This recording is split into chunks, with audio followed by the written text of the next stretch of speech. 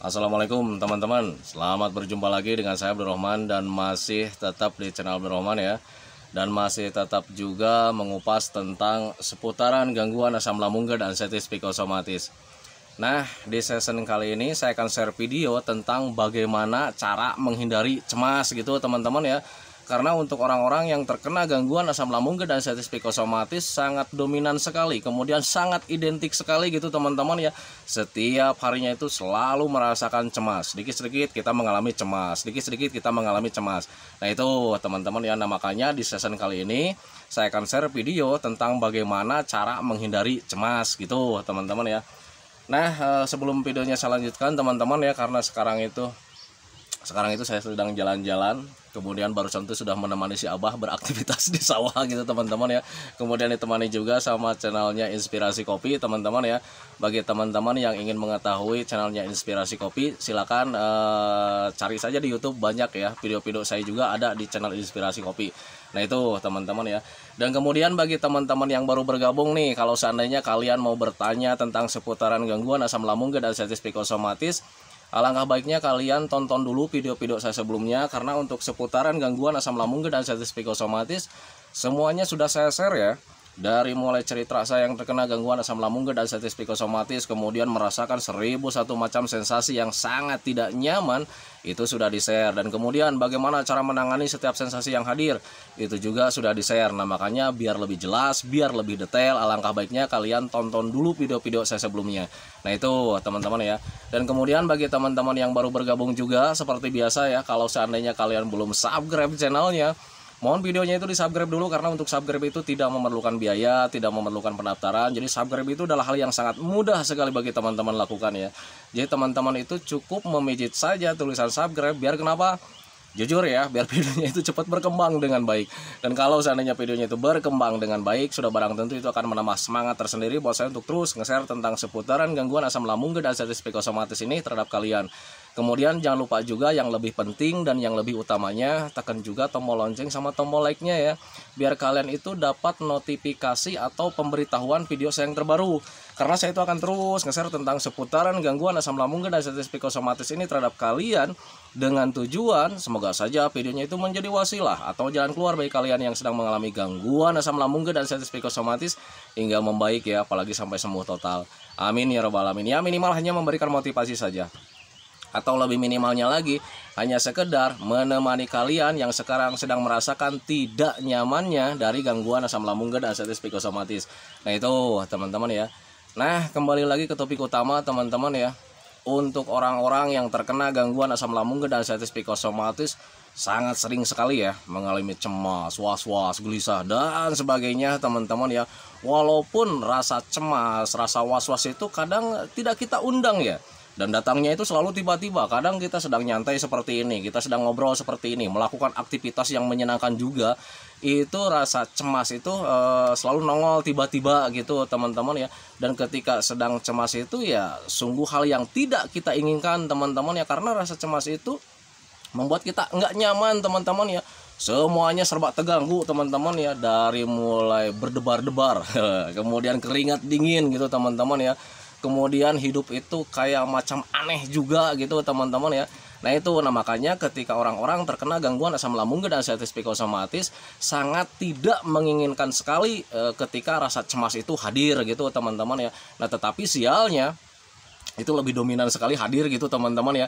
Nah itu, nah makanya orang-orang yang terkena gangguan asam lambung dan anxiety psikosomatis itu sangat ingin sekali bagaimana cara menghindari rasa cemas gitu teman-teman, kemudian bagaimana cara menangani ketika cemas gitu teman-teman ya. Nah sebetulnya untuk video menangani ketika cemas itu sudah sering saya share gitu teman-teman ya. Nah di season kali ini saya akan share-nya itu justru bagaimana cara menghindari cemas agar tidak terjadi gitu teman-teman ya, karena ya sangat menyiksa sekali gitu teman-teman ya. Jadi setiap harinya itu selalu hadir bolak-balik gitu teman-teman, walaupun durasinya nggak terlalu lama atau misal kapasitas kecemasannya juga nggak terlalu besar gitu teman-teman ya. Nah tetapi rasa cemas itu ya sangat tidak kita inginkan, karena rasanya ya sungguh nikmat sekali. Nah itu teman-teman ya. Nah sekarang bagaimana cara menghindari rasa cemas teman-teman ya.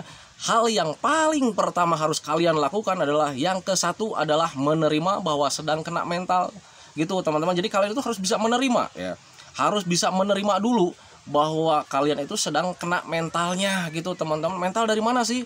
Dari trauma saat terkena gangguan asam lambung dan ascites psikosomatis. Di situ ada kejadian yang tidak kita inginkan, seolah-olah kita itu mau mendekati M, seolah-olah kita itu mau mendekati ke hal-hal yang tidak kita inginkan. Nah itu teman-teman, dan tanpa disadari kejadian itu adalah menjadi trauma tersendiri.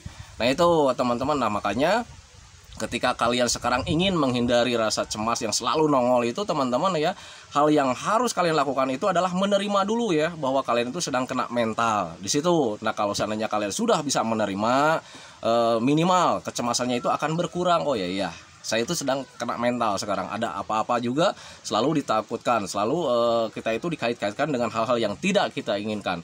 Nah itu teman-teman, jadi hal yang paling pertama itu menerima bahwa sedang kena mental, dan itu yang paling penting gitu teman-teman ya.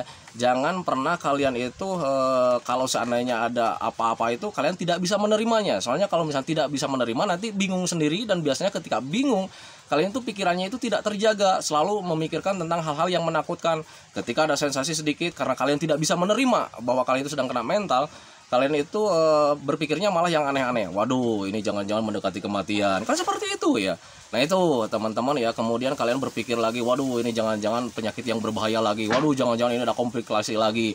Nah itu teman-teman ya, jadi ketika menerima, kalian bisa menangani hal kesana gitu teman-teman. Minimal kalian itu tidak akan menjadi cemas gitu teman-teman, karena kalian itu menyadari bahwa kalian itu kena mentalnya.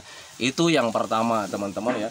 Nah kemudian yang kedua, yakin ya, kalian itu harus memupuk keyakinan bahwa gangguan asam lambung dan ascites psikosomatis atau gangguan yang sedang terjadi ini bakalan terlewati teman-teman, karena memang bakalan terlewati teman-teman ya. Jujur bakalan terlewati gitu teman-teman. Jadi hal yang kedua itu kalian tuh harus bisa memupuk keyakinan kalian gitu teman-teman ya. Kenapa untuk orang-orang yang terkena gangguan asam lambung dan ascites psikosomatis harus bisa memupuk keyakinan? Karena ketika ada sensasi sedikit pun keyakinan kalian itu luntur teman-teman ya. Kita sudah memahami oh ternyata gangguan ini tidak berbahaya. Kita memahami oh ini bakalan terlewati, oh ini bakalan sembuh total gitu teman-teman ya. Tetapi celakanya ketika sensasi hadir, keyakinan itu hilang teman-teman ya. Bahkan yang sering hadirnya itu justru cemasnya semakin besar. Nah itu teman-teman, nah, makanya ketika kalian sekarang ingin menghindari rasa cemas biar tidak sering datang atau kambuh-kambuhan teman-teman ya, kalian itu harus bisa meyakinkan diri kalian, meyakinkan hati kalian, meyakinkan pikiran kalian bahwa kalian itu bakalan membaik teman-teman. Semua gangguan ini bakalan terlewati teman-teman ya, bukan hal yang berbahaya. Nah itu teman-teman, jadi hanya rasanya saja bahwa gangguan ini sangat nikmat sekali teman-teman, karena ya sangat besar berbeda dengan gangguan yang lain. Nah itu teman-teman, jadi setiap harinya itu kalian itu harus bisa meyakinkan setiap harinya ya. Ada sensasi sedikit, kalian harus bisa meyakinkan, wah ini sensasi sedang terjadi nih, tapi yakin ini bakalan terlewati gitu teman-teman ya, karena memang bakalan terlewati teman-teman. Dan kalau seandainya kalian belum yakin juga bahwa ini tidak akan terlewati, coba tengok keadaan kalian sendiri sekarang. Apakah masih sekarang itu kalian itu masih menghirup udara segar? Kan gitu teman-teman ya. Apakah kalian pandangannya itu masih bisa memandang alam-alam sekitar? Nah itu teman-teman, kalau seandainya kalian sekarang masih menghirup udara segar, masih bisa melihat-melihat gitu teman-teman ya. Nah itu harus menjadi patokan buat kalian bahwa ternyata gangguan ini bakalan terlewati teman-teman, karena memang bakalan terlewati sih ya. Nah itu teman-teman, makanya pahami saja ke sana. Nah kemudian hal yang ketiganya itu adalah sering mengalihkan pikiran-pikiran negatif teman-teman. Jadi usahakan setiap harinya itu kalian itu harus selalu mengalihkan pikiran-pikiran negatif teman-teman ya. Karena untuk orang-orang yang terkena gangguan asam lambung dan ascites psikosomatis, setiap harinya itu tidak pernah berpikir yang lain-lain teman-teman ya. Tidak berpikir tentang kebahagiaan, tidak pernah berpikir tentang rencana-rencana gitu teman-teman ya. Setiap harinya itu selalu berpikir tentang penyakit. Setiap harinya itu selalu berpikir tentang sensasi. Bahkan itu biasanya itu lebih dominan itu ada kata-kata seperti ini teman-teman ya. Jangan-jangan nih nanti kita akan begini, jangan-jangan besok nih kita akan begini. Selalu saja seperti itu. Jangan-jangan hidup kita itu sudah enggak sudah tidak panjang lagi. Selalu saja seperti itu. Hindari kata-kata jangan gitu teman-teman. Jadi di pikiran itu hindari tentang hal-hal yang negatif teman-teman ya. Jadi setiap harinya itu selalu mengalihkan pikiran-pikiran negatif. Jangan pernah kalian itu berpikir-pikir yang membuat kita itu terjerumus ke hal yang semakin dalam gitu teman-teman ya. setiap harinya memikirkan tentang penyakit, memikirkan tentang penderitaan, memikirkan tentang sensasi, dan akhirnya lambat laun justru itu akan menjerumuskan kalian ke lembah penderitaannya itu semakin lama. Nah itu teman-teman ya. Nah itu jadi pahami saja ke sana. Jadi setiap harinya itu kalian itu harus sering-sering mengalihkan pemikiran-pemikiran negatif gitu teman-teman ya. Dengan cara seperti apa? Kalau untuk mengalihkan pemikiran-pemikiran negatif itu, ubahlah pikiran-pikiran negatif itu atau alihkan pemikiran-pemikiran negatif itu menjadi pemikiran-pemikiran positif. Gimana sih caranya? Kan gitu kan ya. Nah caranya adalah yang pertama, sering membuat rencana-rencana yang bisa membangun kehidupan kalian teman-teman ya. Besok saya akan jalan-jalan ke sini, besok saya akan olahraga ke sini. Itu justru akan lebih membangun. Nanti ketika jalan-jalan di sana hati saya bahagia. Kan seperti itu teman-teman ya. Nanti suatu saat kalau seandainya saya sehat, saya akan bekerja seperti ini, saya akan mencari uang seperti ini. Nah itu teman-teman, rencana-rencana itu justru akan membangun kalian itu akan menjadi nambah sehat gitu teman-teman. Minimal pemikiran-pemikiran negatif itu hilang teman-teman, yang setiap harinya itu selalu berpikir tentang penyakit, berpikir tentang sensasi gitu teman-teman. Dan ketika kalian membuat rencana-rencana, justru pemikiran-pemikiran tentang negatif itu teralihkan dengan rencana-rencana yang kita buat. Nah itu teman-teman ya. Nah makanya pahami saja ke sana. Dan ketika kalian sudah memikirkan rencana-rencana, kemudian kalian juga harus dibantu dengan sering melakukan aktivitas yang menyenangkan teman-teman ya. Karena rencana-rencana itu biasanya lahir daripada ketika kita melakukan aktivitas-aktivitas yang menyenangkan. Contoh kecil, ketika dulu saat saya terkena gangguan asam lambung dan sensitif psikosomatis, karena saya memang sudah mulai memahami, oh ternyata ini pemikiran-pemikiran negatif itu harus dialihkan dengan sering melakukan aktivitas yang menyenangkan. Ketika dulu saya itu sering memelihara burung teman-teman ya, memelihara burung, kemudian menyuapi anakan burung gitu teman-teman ya. Dan ketika melakukan aktivitas itu, kemudian ada rencana ya, ada rencana. Ini nanti burungnya kalau seandainya sudah besar, ini sangkarnya itu nggak cukup. Oh saya harus buat harus buat sangkar yang baru lagi. Kan seperti itu gitu teman-teman ya. Dan ketika merencanakan hal seperti itu ya, merencanakan hal seperti itu, nanti kita bikin sangkar burung di sebelah sini, nanti kita bikin juga sangkar yang sebelah sini untuk burung anakan ini, untuk burung anakan itu gitu teman-teman ya. Di situ pemikiran-pemikiran rencana ada teman-teman ya. Dan ketika selalu berpikir seperti itu, rencana-rencana yang bisa membuat kita membangun, itu pemikiran-pemikiran tentang penyakit, pemikiran-pemikiran tentang sensasi itu teman-teman teralihkan, hilang gitu teman-teman ya. Hilang 100% pada saat itu gitu teman-teman ya.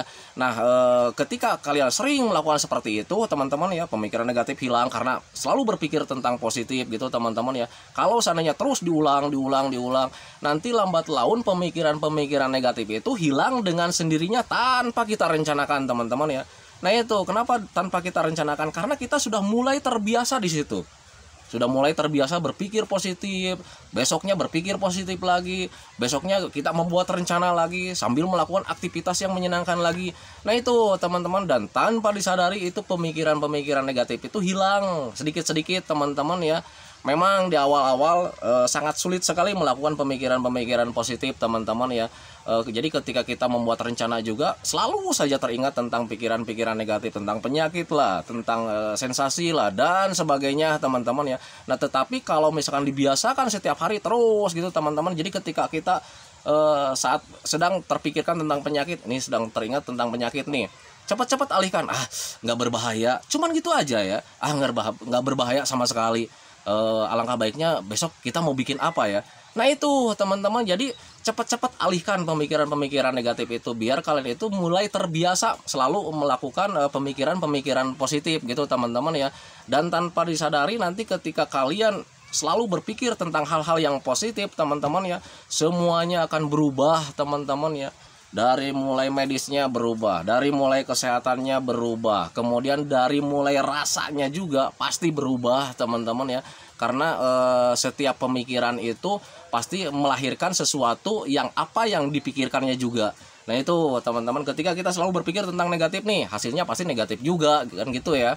Tetapi berbeda ketika kita selalu berpikir positif, nanti hasilnya juga ya positif juga gitu teman-teman ya. Contoh kalau misalnya kita berpikir tentang penyakit, berpikir tentang sensasi, setiap harinya selalu berpikir seperti itu, nanti hasilnya juga akan hal-hal yang negatif. Kita ruang lingkup menjadi terbatas, mau ngapa-ngapain kita serba takut gitu teman-teman ya. Sensasi apapun selalu hadir, badan terasa tidak nyaman, pegal-pegal nggak jelas seperti itu karena ada penegangan otot di situ, karena yang selalu dipikirkannya itu ya tentang hal-hal negatif teman-teman ya. Nah tetapi berbeda ketika terus berpikir tentang hal-hal positif, justru yang tumbuh itu semangat, tekad yang kuat, kemudian ada gairah lagi, ada kebahagiaan lagi di situ teman-teman. Dan ketika kalian merasakan hal seperti itu, ya kesembuhan kalian itu pasti akan lebih cepat membaiknya. Nah itu teman-teman, makanya pahami saja ke sana. Jadi untuk menghindari, bagaimana cara menghindari cemas itu sangat penting sekali teman-teman ya, sangat penting sekali. Tetapi bagi teman-teman yang sekarang baru merasakan cemasnya itu sering hadir, jujur ya, untuk menghindari cemas itu memang agak sulit, tetapi bisa kalian lakukan kalau seandainya kalian itu membiasakan dari mulai sekarang melakukan hal-hal yang positif, dari mulai pemikiran sama aktivitasnya juga. Ketika kalian dibiasakan seperti itu, nanti cemasnya itu akan sedikit-sedikit berkurang. Dari mulai kapasitasnya pasti bakalan berkurang teman-teman, kemudian dari mulai durasinya juga pasti akan berkurang. Yang dulunya sebelum mengalihkan pemikiran-pemikiran negatif itu, kalian mungkin rasa cemasnya itu besar gitu teman-teman, sampai gemeteran, dadanya berdebar, jadi dadanya itu tidak beraturan ya, irama jantungnya itu tidak beraturan, kemudian keringat dingin keluar seperti itu teman-teman ya. Nah tetapi ketika kalian sudah mulai membiasakan tentang mengalihkan pemikiran-pemikiran negatif gitu teman-teman ya, nanti cemas hadir, cuman kapasitasnya itu berkurang semuanya gitu. Dari mulai durasi yang tadinya lama menjadi sebentar gitu teman-teman ya, kemudian dari kapasitasnya yang asalnya besar kemudian menjadi mengecil juga gitu teman-teman ya. Dan ketika kalian terus melakukannya, akhirnya lambat laun akan mengecil dan kemudian hilang selamanya gitu teman-teman ya. Yang ada itu kalian itu nanti tambah berani lagi, tambah apa lagi ya, moodnya semakin besar lagi gitu teman-teman, kebahagiaannya semakin ada lagi. Nah itu teman-teman, makanya pahami saja ke sana.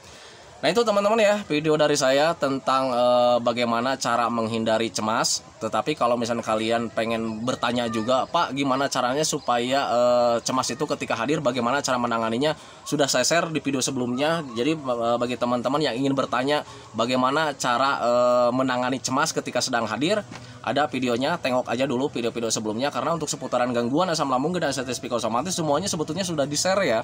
Sudah di-share, rasanya sangat komplit sekali. Dan untuk asam lambung dan anxiety psikosomatis itu kalau seandainya dibahas cuma segitu ya, sedikit sih sebetulnya ruang lingkupnya ya, cuman di medis dan di psikis sebetulnya gitu teman-teman. Makanya di video saya itu banyak sekali videonya itu yang berulang-ulang gitu teman-teman ya, karena untuk pembahasan asam lambung dan anxiety psikosomatis kalau misalnya kalian paham itu cuman sedikit sih sebetulnya. Nah itu teman-teman, makanya ketika kalian ingin memahami tentang gangguan asam lambung dan anxiety psikosomatis, alangkah baiknya kalian itu tonton dulu video-video saya sebelumnya biar kalian itu mulai bisa memahami. Dan ketika bisa memahami, kalian itu bisa menanganinya dengan mudah gitu teman-teman. Karena untuk obat dari gangguan asam lambung dan anxiety psikosomatis itu hanya pemahaman sebetulnya. Kalau misalnya kalian paham dengan apa yang terjadi, minimal kalian itu tidak was-was, kemudian tidak berpikir ke yang lain-lain, dan kemudian kalian itu bisa menanganinya dengan mudah. Kenapa saya katakan dengan mudah? Karena untuk gangguan asam lambung dan anxiety psikosomatis semuanya itu adalah gangguan rumahan. Yang terjadi saat ini yang kalian rasakan itu sebetulnya adalah gangguan rumahan. Dari mulai begah, kelayangan, mata buram, pandangan kayak macam aneh, itu sebetulnya gangguan rumahan sebetulnya ya, kalau misalnya kalian tahu penyebabnya. Nah itu teman-teman, makanya pahami saja ke sana. Nah karena memang sekarang sudah adzan teman-teman ya, jadi memang harus sembahyang dulu. Jadi videonya saya tidak akan panjang lebar karena sekarang juga durasinya sudah mencukupi teman-teman ya. Nah itu, jadi ketika kalian ingin bagaimana cara menghindari cemas biar tidak terlalu sering hadir gitu teman-teman ya, saya sampaikan sekali lagi, yang pertama kalian itu harus bisa menerima dulu gitu teman-teman, bahwa kalian itu sedang kena mental dari trauma gitu teman-teman ya. Itu yang pertama. Yang keduanya, yakin bahwa gangguan ini bakalan terlewati teman-teman, bakalan sembuh total gitu teman-teman, karena memang bakalan sembuh total sih sebetulnya. Nah itu teman-teman ya. Kemudian yang ketiganya, sering-sering mengalihkan pemikiran negatif menjadi pemikiran-pemikiran yang positif. Caranya seperti apa? Selalu membuat rencana-rencana teman-teman ya, apapun yang bisa membuat kalian melupakan tentang pemikiran-pemikiran negatif, lakukan saja. Membuat rencana-rencana, entah itu jalan-jalan, entah itu pekerjaan, entah itu rencana buat meningkatkan perekonomian kalian gitu teman-teman. Pokoknya intinya buatlah sesering mungkin rencana-rencana yang bisa membangun kalian. Nah kemudian dibantu juga dengan sering melakukan aktivitas-aktivitas yang menyenangkan, biar pemikiran-pemikiran tentang positif itu bisa hadir, kemudian pemikiran-pemikiran negatif itu bisa teralihkan juga. Nah itu teman-teman ya.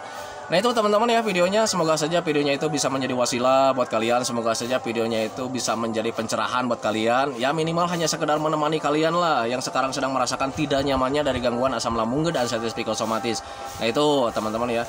Kemudian seperti biasa sebelum saya akhiri videonya, saya selalu mendoakan sama teman-teman itu, semoga saja teman-teman itu cepat sehat lagi, cepat sembuh lagi, cepat kembali lagi keadaan kalian yang dulu, baik semangatnya, moodnya, tertawanya, pokoknya kebahagiaan kalian yang dulu, kehidupan kalian yang berwarna yang dulu itu semoga saja cepat kembali lagi, karena memang saya yakin 100% bahwa keadaan kalian yang dulu itu sangat dirindukan sekali.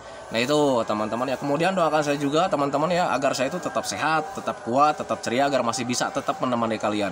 Nah itu teman-teman ya. Santikan videonya teman-teman ya. Assalamualaikum warahmatullahi wabarakatuh.